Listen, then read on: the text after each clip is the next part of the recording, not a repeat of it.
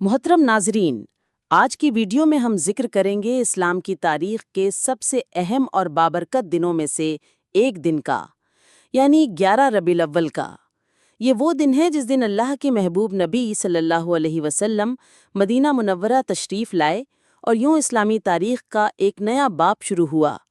اس دن کو اسلامی دنیا ہمیشہ یاد رکھتی ہے، کیونکہ اسی دن سے اسلام کو ایک نئی طاقت اور عزت ملی۔ نبی کریم صلی اللہ علیہ وسلم نے مکہ مکرمہ میں 13 سال تک اسلام کی دعوت دی۔ اس دوران مکہ کے سرداروں اور کفار نے ہر قسم کی مخالفت اور ظلم کیا۔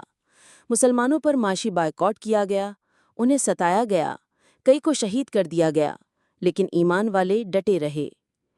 جب ظلم اپنی انتہا پر پہنچ گیا تو اللہ تعالیٰ نے نبی کریم صلی اللہ علیہ وسلم کو حکم دیا کہ اب مکہ سے نکل کر مدینہ منورہ کی طرف ہجرت کریں، جہاں کے لوگ ایمان لا چکے تھے اور رسول اللہ صلی اللہ علیہ وسلم کے استقبال کے منتظر تھے۔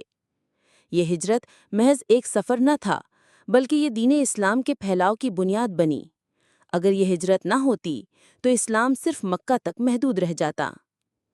نبی کریم صلی اللہ علیہ وسلم رات کے وقت اپنے پیارے ساتھی حضرت ابوبکر صدیق رضی اللہ عنہ کے ساتھ گھر سے نکلے۔ مکے کے کافر آپ صلی اللہ علیہ وسلم کو قتل کرنے کی سازش کر چکے تھے، لیکن اللہ نے اپنی حفاظت کے فرشتے بھیج دیے۔ آپ صلی اللہ علیہ وسلم اور ابوبکر رضی اللہ عنہ سیدھے غار سور کی طرف گئے اور وہاں 3 دن تک چھپے رہے۔ اس دوران کفار مکہ تلاش کرتے کرتے غار کے دہانے تک پہنچ گئے، لیکن اللہ کی قدرت دیکھیے کہ ایک مکڑی نے غار کے منہ پر جالا بن دیا اور کبوتر نے گھونسلہ بنا لیا۔ دشمن نے سمجھا کہ یہاں کوئی داخل نہیں ہوا ہوگا، یوں اللہ نے اپنے محبوب کو محفوظ رکھے۔ 3 دن بعد آپ صلی اللہ علیہ وسلم اور حضرت ابوبکر رضی اللہ عنہ نے مدینہ کی طرف سفر شروع کیا۔ اس سفر میں کئی ایمان افروز واقعات پیش آئے۔ حضرت اسماء بنت ابوبکر رضی اللہ عنہا نے کھانے پینے کا انتظام کیا اور اپنی چادر پھاڑ کر توشہ دان باندھا۔ اسی وجہ سے انہیں ذات النطاقین کا لقب ملا۔ سفر کے دوران حضرت سوید بن سرقہ جیسے لوگ تعاقب میں آئے، لیکن اللہ نے نبی صلی اللہ علیہ وسلم کو عزت کے ساتھ محفوظ رکھا۔ یہ سفر کئی دنوں پر محیط تھا اور ایمان، قربانی اور اللہ پر بھروسے کی روشن مثالیں اس میں نظر آئیں۔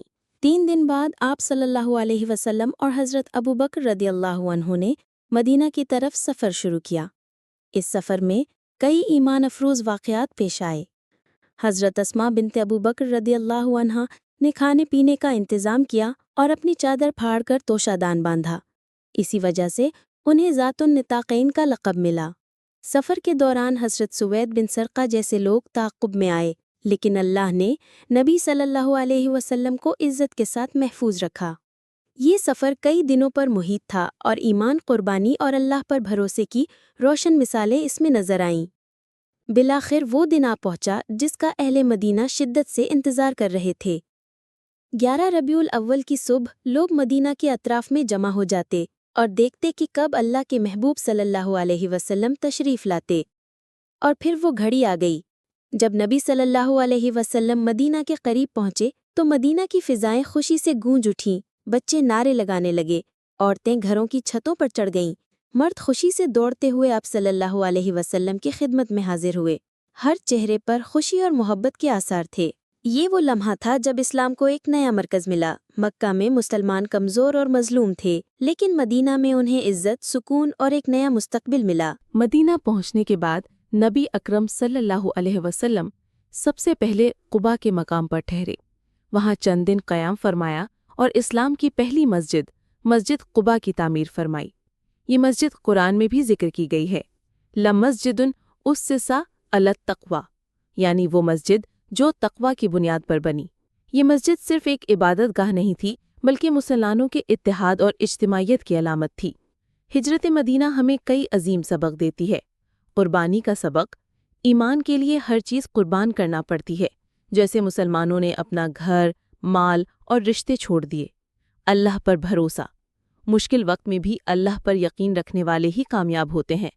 اسلام کا پھیلاؤ، مدینہ کی اسلامی ریاست ہمیں سکھاتی ہے کہ مسلمانوں کو اتحاد اور ایک نظام کے تحت رہنا چاہیے۔ ناظرین کرام، 11 ربیع الاول کا یہ عظیم واقعہ ہمیں یہ یاد دلاتا ہے کہ دین کے لیے قربانی دینی پڑتی ہے۔ اللہ کے محبوب صلی اللہ علیہ وسلم اور صحابہ کرام نے ہر آزمائش برداشت کی اور آخرکار کامیابی انہی کو ملی۔ آج اگر ہم چاہتے ہیں کہ ہمارے دلوں میں سکون آئے اور ہماری زندگیوں میں برکت ہو تو ہمیں نبی صلی اللہ علیہ وسلم کی سیرت کو اپنانا ہوگا۔ اللہ ہمیں اپنی زندگیوں میں ہجرت مدینہ کے اسباق پر عمل کرنے کی توفیق عطا فرمائے۔